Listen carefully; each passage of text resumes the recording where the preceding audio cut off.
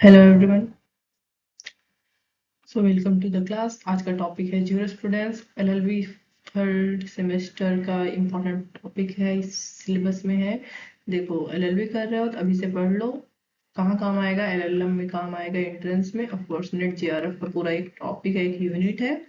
सो ये हमारा फोकस होगा। उसके साथ ही जुडिशरी, जुडिशरी प्री में आता है, एपीओ में भी आता है कहीं कहीं पे। चलो हम पढ़ेंगे ज्यूरिस्प्रूडेंस। ना, ज्यूरिस्प्रूडेंस क्या है? देखो, जैसे कोई व्यक्ति होता है, किसी चीज का ज्ञाता होता है। फॉर एग्जाम्पल, कोई मेडिकल का अगर का ज्ञाता हो। मेडिकल मतलब एक व्यक्ति के शरीर में कई अंग होते हैं। कोई आँख का डॉक्टर हुआ, कोई किसी को हाथ के बारे में जानकारी है, तो ये सब क्या है? मेडिकल के उसका इलाज कर सकते हैं या उसका अपने हिसाब से एक्सप्लेन कर सकते हैं बीमारी को, तो डॉक्टर कहलाते हैं। उसी प्रकार जो व्यक्ति लॉ का ज्ञानी होता है उसको ज्यूरिस्ट कहते हैं। ठीक है, लॉ क्या होता है ये देखते हैं।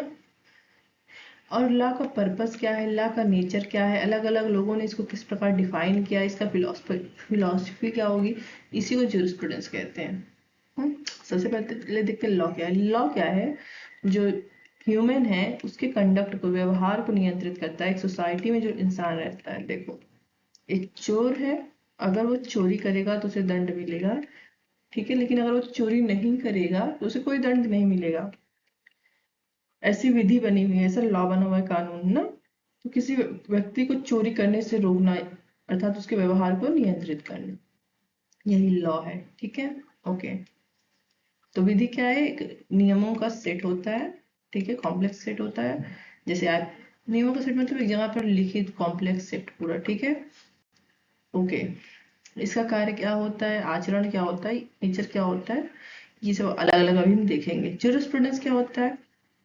तो वही विधि का दार्शनिक और सैद्धांतिक आधार क्या होता है, उद्देश्य क्या होता है, कार्य प्रकृति इत्यादि क्या होती है उसी विधि की, क्यों वो विधि एग्जिस्ट करती है, इसको जिस चीज के अंदर हम पढ़ते हैं उसी को ज्यूरिस्प्रूडेंस कहते हैं। चलो, नेचर ऑफ लॉ। तो लॉ का नेचर क्या है? देखो, कोई नेचर किसी व्यक्ति के व्यक्तित्व को बताता है। वाई किसी व्यक्ति के बारे में बात कर रहा है बट उसका नाम नहीं ले रहा। ठीक है, एक्स कहता है अच्छा तुम जी के बारे में क्या बात कर रहे हो क्या, तो ये बोलता है हाँ। कैसे पता चला? क्योंकि जो चीजें बता रहा, जो एलिमेंट बता रहा था, वो इसी की पर्सनालिटी को दिखा रही थी। जितना भी यह नेचर है, ज्यूरिस्प्रूडेंस में हम विधि के अलग अलग स्कूल पढ़ते हैं, विधि शास्त्र के। ठीक है, विधि के बारे में होते हैं। ये अलग अलग स्कूल से नेचर्स को लिया गया है। For example, law as command, system of rule, social engineering, norm and morality. तो चलो इनको अलग अलग देखते हैं। ठीक है, तो पहला नेचर जो लिया गया है वो कमांड से लिया गया है। ये एनालिटिकल स्कूल से आता है। ठीक है, एनालिटिकल स्कूल मतलब विश्लेषणात्मक स्कूल। ठीक है, किसने दिया था इसको? जॉन ऑस्टिन ने दिया था। जॉन ऑस्टिन कहते हैं जो विधि होती है वो कमांड होती है, issued by a sovereign and backed by a sanction. मतलब जॉन ऑस्टिन की परिभाषा के अनुसार जो विधि होती है, जो लॉ होती है, वो आदेश होती है, कमांड होती है। किसकी? सॉवरेन की। सॉवरेन कौन होता है? किसी सोसाइटी में जो हाईएस्ट व्यक्ति होता है और जिसके बाद हर इंसान पर अधिकारी होती है। फॉर एग्जाम्पल, मोनार्ची में किंग ले लो और हमारी सोसाइटी में कॉन्स्टिट्यूशन ले लो। ठीक है, जो हमारे हाईएस्ट व्यक्ति होगा उसकी जो बात होगा, उसका जो आदेश होगा वही विधि होगा। क्यों विधि है? क्योंकि इसमें सैंक्शन होता है। सैंक्शन मतलब कि अगर आप उस बात को नहीं मानेंगे तो आप दंड के पात्र होंगे, वगैरह वगैरह। ठीक, आदेश संप्रभु प्राधिकार अनुमोदन। ठीक है, देखो, इन्होंने डायरेक्ट सॉवरेन की बात को महत्व दिया, इसलिए इन्होंने मोरालिटी को नजरअंदाज कर दिया है। ठीक है, अपनी परिभाषा में। ये सब हम अच्छे से अंदर एक्सप्लेन पढ़ेंगे जब हम इसको पढ़ेंगे। दूसरा है law as system of rules. विधि क्या है? नियमों का एक क्या है? सिस्टम है। ठीक है, तो फर्स्ट रूल, प्राइमरी रूल और सेकेंडरी रूल का एक क्या है? ग्रुप होता है, संयोजन होता है। ठीक है, इसी को लॉ कहते हैं। ये किसने कहा था? इसको कहा था HLA हर्ट ने। ठीक है, ना कैसे इसको याद करेंगे? तो जो हमारा हार्ट होता है, ठीक है, हमारा जो दिल होता है, वो कोई नियम नहीं मानता, कोई रूल फॉलो नहीं करता है। ठीक है, सो रूल्स का जो सिस्टम होता है उसको HLA हर्ट ने दिया था। ठीक, अगला है law as a tool of social engineering. सामाजिक निर्माण के लिए जो यूज होता है। देखो, इंजीनियरिंग से क्या करते हैं हम? किसी चीज का निर्माण करते हैं। निर्माण करने में हम हमेशा याद रखते हैं कि किसी के हितों का नुकसान ना हो। ठीक है, जब हम निर्माण कर रहे हैं, फॉर एग्जांपल अगर हम डेवलपमेंट कर रहे हैं, तो हम देखते हैं कि सोसाइटी में जो हमारा एनवायरनमेंट है वो भी बना रहे, ठीक है, और जो अगल बगल लोग रहते हैं उनका भी हित बना रहे, ठीक है, इसको ऐसे याद करना है। ठीक, नाउ किसने दिया था, देखो इंजीनियरिंग करने के लिए मेरे पास पैसा होता है तो हम एक राशि ले लेते हैं पाउंड, ठीक है, ओके। तो रास्को पाउंड ने सोशल इंजीनियरिंग, सामाजिक इंजीनियरिंग सिद्धांत को दिया था। अगला है लॉ एज नॉर्म। नॉर्म का सिद्धांत दिया था हिंस केल्सन ने, ठीक है। ये एक ऑस्ट्रेलियन विधिशास्त्री है। इसको कैसे याद करेंगे, जो हंस होता है पानी में वो क्या खाता है, वॉर्म खाता है, ठीक है ना। तो हिंस केल्सन ने कौन सा सिद्धांत दिया है, नॉर्म दिया है। ग्रैंड नॉर्म का सिद्धांत दिया है। इसमें पूरी थ्योरी में तुमको सिर्फ मूल मानक नेचर के लिए याद रखना है, मूल मानक सिद्धांत दिया है, ठीक है।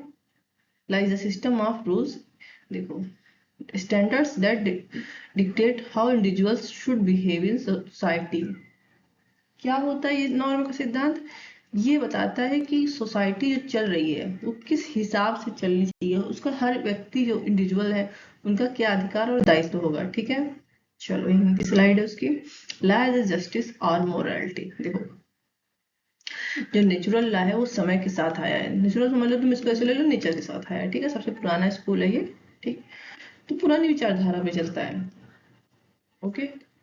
नाउ इनके अनुसार से जो भी आप लॉ बना रहे हो वो मोरल होना चाहिए, नैतिक होना चाहिए, ठीक है। नैतिकता के विरोध में कोई भी लॉ मान्य नहीं होगा। फॉर एग्जाम्पल हम क्या करते हैं, एलजीबीटी का जो समुदाय है उनके अधिकारों की बात करते हैं, बट नेचुरल लॉ स्कूल क्या कहता है, नहीं ये हमारे नैतिकता के खिलाफ है, इसलिए ये लॉ मान्य नहीं होगा, ठीक। दूसरा चीज होना चाहिए कि जो भी न्याय लॉ बने वो न्याय प्रदान करे, ठीक, okay. Essential character of law, तो इसेंशियल कैरेक्टर वही जो नेचर होता है, तो नेचर और कैरेक्टर में सिर्फ इतना अंतर होता है कि इंसान का जिस हिसाब से कैरेक्टर रहता है उसी से प्रभावित होकर उसका नेचर दिखाई पड़ता है, ठीक है। तो क्या नेचर है, कानून आचरण को निर्धारित करता है, ना कि केवल उसका वर्णन करता है। जो लॉ होता है उसमें उसका पहला नेचर ये होता है, सॉरी पहला एलिमेंट ये होता है कि वो ना सिर्फ कानून को डिस्क्राइब करता है, कानून को बताता है, बल्कि ये भी बताता है कि उस कानून को कैसे लागू किया जाएगा, ठीक है। सिस्टमेटिक होता है, और क्या होता है जिस भी एरिया में ये लागू होता है वहां पर क्या होता है, एक अथॉरिटी के अंतर्गत काम करता है, ठीक है। इसकी एक अथॉरिटी होती है लॉ की अपनी खुद की।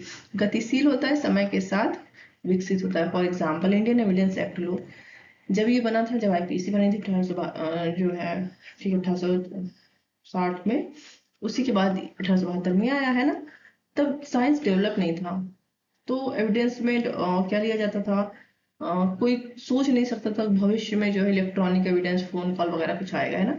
भविष्य में जब ऑडियो वीडियो आया तो इलेक्ट्रॉनिक एविडेंस भी इसमें शामिल कर लिया गया है। तो हमने क्या किया, सोसाइटी जैसे जैसे बदली हमने समाज को एक्सेप्ट किया, ठीक है, ओके। गतिशील होना चाहिए, ठीक है, क्षेत्रीय होना चाहिए, एक सीमा में लागू होना चाहिए, सार्वजनिक तत्व होने चाहिए, ठीक है, पब्लिक एलिमेंट होना चाहिए, किसी अथॉरिटी द्वारा इसको इन्फोर्स किया जाना चाहिए, ठीक है। फंक्शन ऑफ विधि के कार्य क्या है, जाहिर सी बात है हमने पढ़ा, विधि का सबसे पहला कार्य है जो समाज में लोग रहते हैं उनके आचरण को नियंत्रित करना, ठीक है, न्याय प्रदान करना, समाज में व्यवस्था को बनाए रखना, सुरक्षा इत्यादि को बनाए रखना, लोगों के अधिकारों को संरक्षित करना, राइट्स को संरक्षित करना। अगर लोगों के बीच में कोई विवाद हो रहा है तो हम क्या करते हैं, उसका समाधान करते हैं, हमने विधि करती है, ठीक है। विधि का काम है समाज कल्याण और सुधार भी करना, समाज में कल्याण और सुधार भी करना, ठीक है। ऐसी विधियां बनाना जो समाज कल्याण के लिए कार्य करें, जैसे दहेज प्रथा एक्ट हो गई है ना, एंटी डाउरी एक्ट, ठीक है।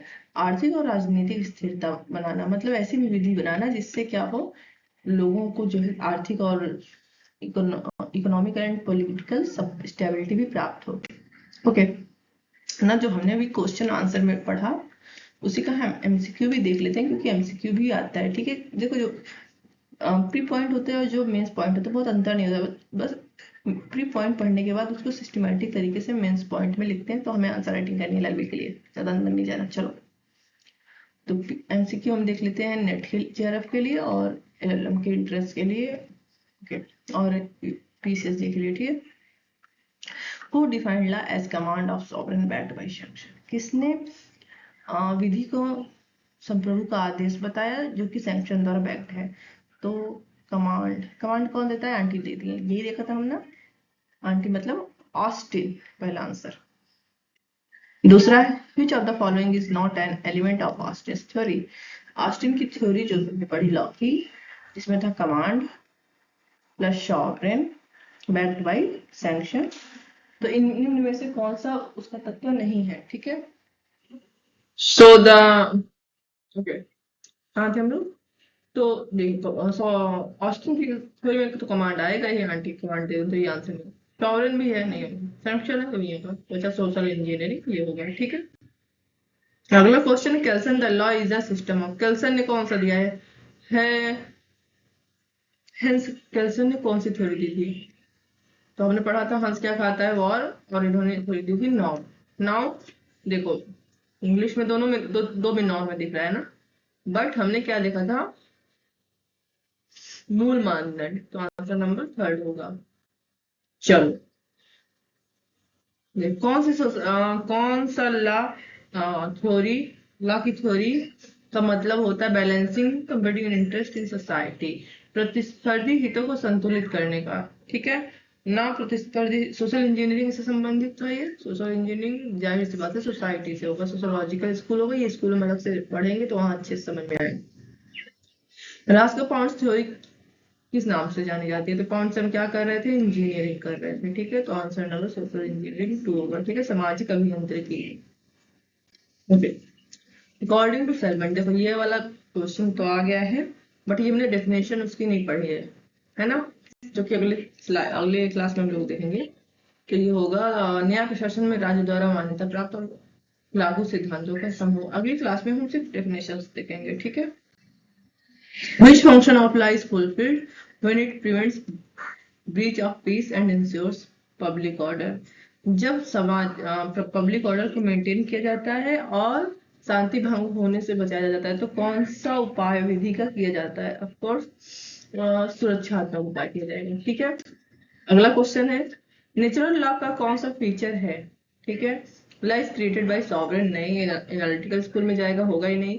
कस्टम है, ये भी नहीं जाएगा क्योंकि हिस्टोरिकल स्कूल में जाएगा। Law is command backed by sovereign, ये इसी में का है तो ये भी नहीं होगा, है ना।